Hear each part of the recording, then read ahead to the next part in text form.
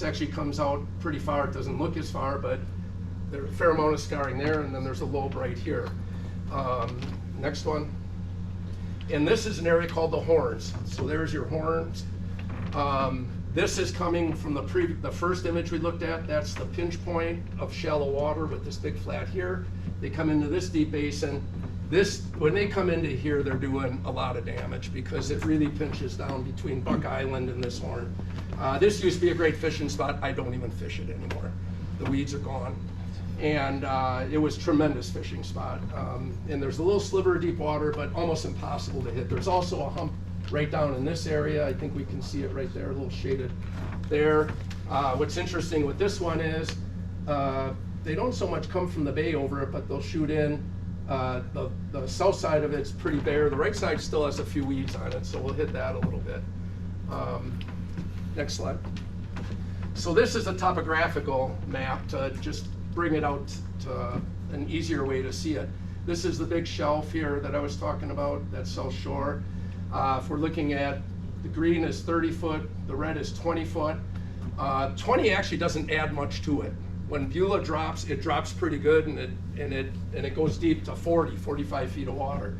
So, you know, when you're talking about trying to wake surf in a zone, you're trying to hit these little areas here. You cannot get from this one to that one without damage. You can't get to this one from that one at all.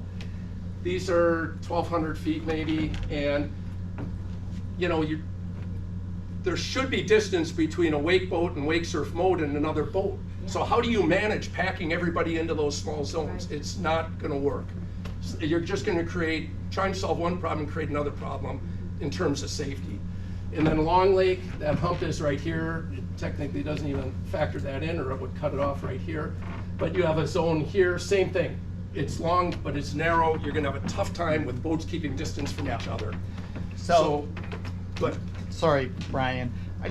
To me, the message here is you see these maps where they want to put buoys 200 feet from shore going all the way around the lake to create a no-wake zone, which is perfectly fine, but it really doesn't play to what's happening from a wake surfing standpoint, because you saw all the topography from those last maps that he was showing, that our lake is not a bowl, that does not designate you are now in deep water, and it's almost impossible to navigate the lake in a wake surf mode without doing damage to those shallow areas. So I think that's what the takeaway needs to be.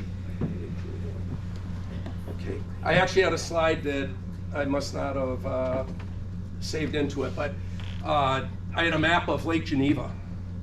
And Lake Geneva is going to 30 feet and 500 feet as a recommendation. Now, there aren't any ordinances in the state that have a zone enforceable by law. So they're all recommendations. Lake Geneva is 5,500 acres. It's big, wide open. When you're going in the middle of Lake Geneva and down towards Fontana and Williams Bay, you're 2,000 feet from shore. And there's plenty of room. Lake Beulah is not that, and that was the point I was going to make with that. So some of the conclusions, live scope imaging confirms, boats in wake surf mode of down prop wash significantly different from other planing boats. Does have significant impacts on lake bottom. Aerial drone video demonstrates significant bottom disruption and bottom resuspension in water from 11 to 13 feet. Many spots in Lake Beulah like that. The current wake surf industry claim that it is okay to wake surf in 10 plus feet of water is inadequate and irresponsible. Obviously, following that recommendation would lead to significant damage to the lake's ecosystem. And then the satellite and depth contour maps, just without reading it all, show that Lake Beulah is a long, narrow lake. It is not a wide open, deep basin lake that would lend itself to creating a safe space for wake surfing without endangering or impacting the lake and then creating safety issues with other users. Next slide. I think that might be it. So I just had a couple of wrap-up notes here that I want to touch base on. God and nature gave us Lake Beulah the way it is. We can't make it any bigger. And the lake can't protect itself. So, it's up to us to protect this lake. All of us, not just wake boats, every boat. We're in shallow water, everything there. in terms of an effort to protect this lake, it can be frustrating.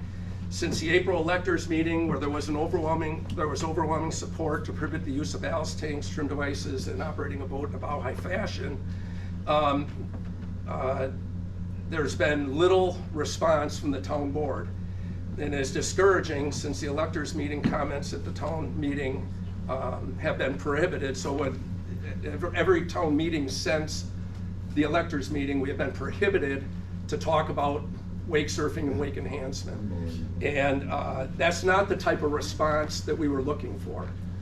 Town chairman has promised a public hearing on the issue of wake enhancement all summer long. In terms of what we can do, if and when the town board holds a promised public meeting, we will need support of everyone to attend that and to voice yourselves, give your opinions, and support protecting the lake.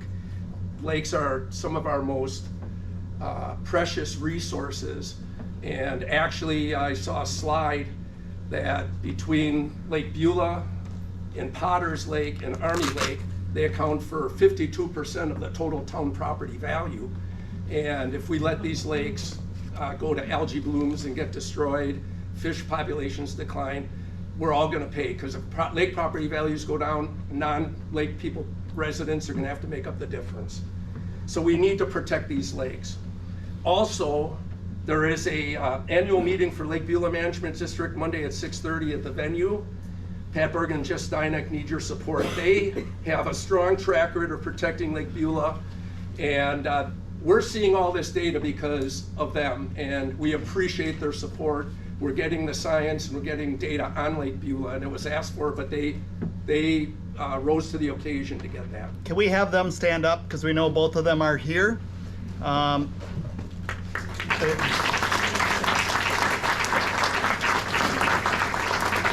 So this is going to be a very critical vote, because the Beulah responsible voters, i.e. the wake surf community, has brought two candidates to the slate that they're trying to get in to push their agenda as it relates to this topic that you've been hearing about all morning. And we want to support candidates that truly care about the health and the well-being of the lake.